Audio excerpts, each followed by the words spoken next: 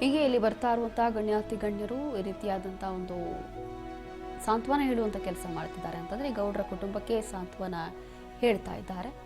ಚೆನ್ನಮ್ಮ ಹುಟ್ಟೂರಲ್ಲಿ ನೀರಿರುವ ಮೌನ ಇದೆ.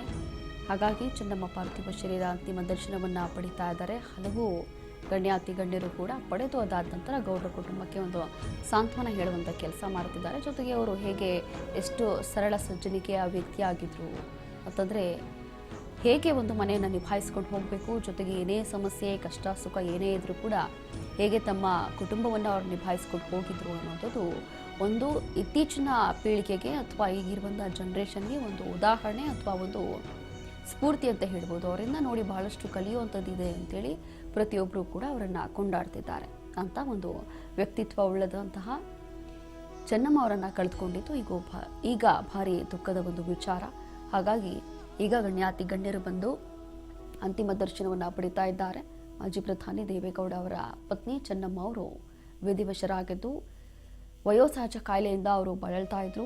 ಮೊದಲನೇದಾಗಿ ಅವರಿಗೆ ಹಲವು ದಿನಗಳಿಂದ ಚಿಕಿತ್ಸೆ ಕೊಡಲಾಗ್ತಾ ಇತ್ತು. ಅದಾದ ನಂತರ ಅವರಿಗೆ ಆರೋಗ್ಯ ಸಮಸ್ಯೆದಲ್ಲೂ ಕೂಡ ಏರುಪೇರಾಗಿತ್ತು.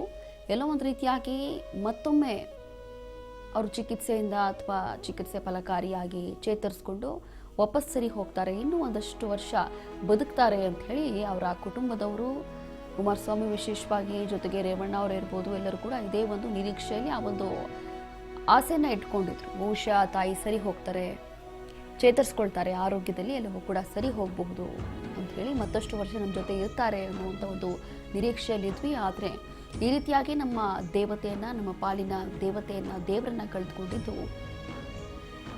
ನಿಜವಾಗ್ಲೂ ಕೂಡ ಈ ಒಂದು ಸಂದರ್ಭದಲ್ಲಿ ಹೇಗೆ ಏನು ಹೇಳಬೇಕು ಅನ್ನುವಂಥ ಪದಗಳಿಲ್ಲ ಅಂತ ಹೇಳಿ ಅವರ ಕುಟುಂಬಸ್ಥರು, ಅವರ ಪುತ್ರರು ಕೂಡ ಕಣ್ಣೀರು ಹಾಕ್ತಾ ಇದ್ರು.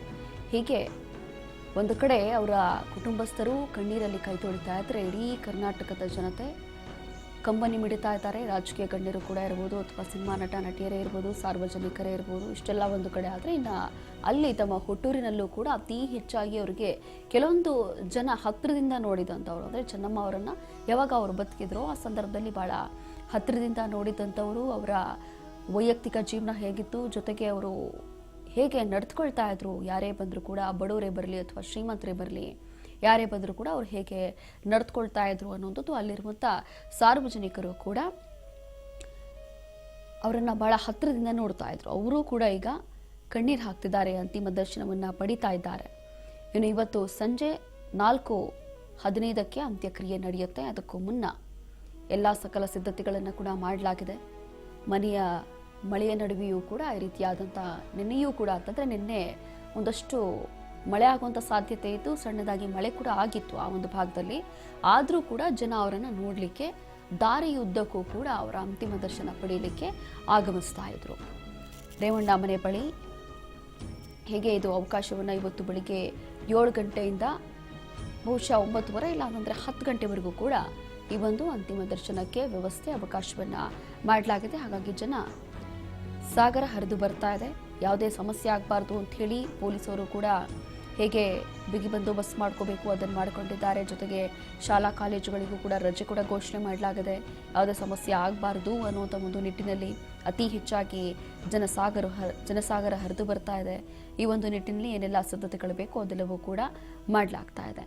ಯಾವೆಲ್ಲ ರಾಜಕೀಯ ನಾಯಕರೇ ಇರಲಿ ಅಥವಾ ಯಾರೆಲ್ಲ ಬಂದು ಅವರ ಅಂತಿಮ ದರ್ಶನ ಪಡಿತಾ ಇದ್ದಾರೋ ಅವರು ಕೇವಲ ಗೌಡ್ರ ಕುಟುಂಬಕ್ಕೆ ಮಾತ್ರ ತಾಯಿಯಾಗಿರಲಿಲ್ಲ ಅಥವಾ ಅವರ ಕುಟುಂಬಕ್ಕೆ ಮಾತ್ರ ಆಧಾರ ಸ್ತಂಭ ಆಗಿರಲಿಲ್ಲ. ಅದರ ಹೊರತಾಗಿ ಇಡೀ ಕರ್ನಾಟಕದ ಜನತೆಗೂ ಕೂಡ ಅವರು ಒಂದು ತಾಯಿಯ ಸ್ಥಾನದಲ್ಲೇ ಇದ್ರು ಅನ್ನುವಂಥದ್ದು ಪ್ರತಿಯೊಬ್ಬರ ಒಂದು ಮಾತು.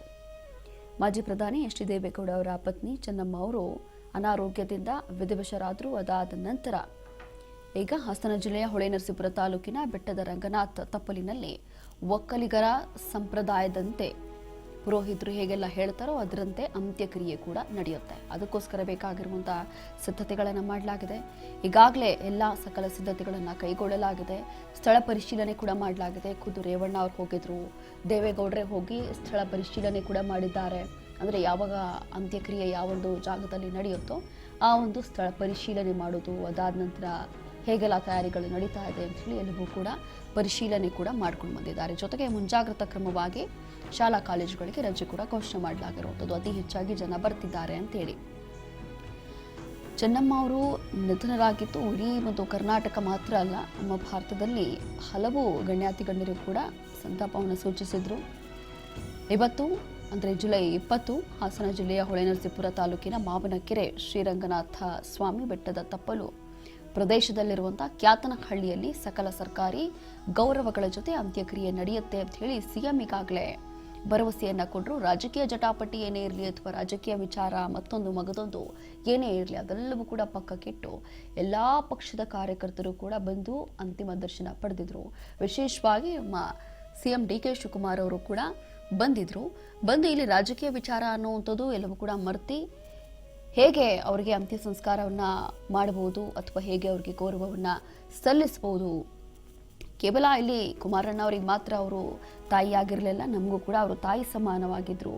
ಜೊತೆಗೆ ಅವರಿಂದ ನೋಡಿ ಕಲಿಯುವಂಥದ್ದು ಬಹಳಷ್ಟು ವಿಚಾರ ಇದೆ ಅಂತ ಹೇಳಿ ಅವರು ಕೂಡ ಕೊಂಡಾಡಿದ್ರು, ಕಣ್ಣೀರು ಹಾಕಿದ್ರು. ಸಿಎಂ ಡಿ.ಕೆ. ಶಿವಕುಮಾರ್ ಕೂಡ ಬಂದು ಅದಾದ ನಂತರ ಸರ್ಕಾರಿ ಸಕಲ ಗೌರವಗಳ ಜೊತೆ ಅಂತ್ಯಕ್ರಿಯೆ ನಡೆಯುತ್ತೆ ಅನ್ನೋ ಮಾಹಿತಿ ಕೂಡ ಕೊಟ್ಟಿದ್ರು.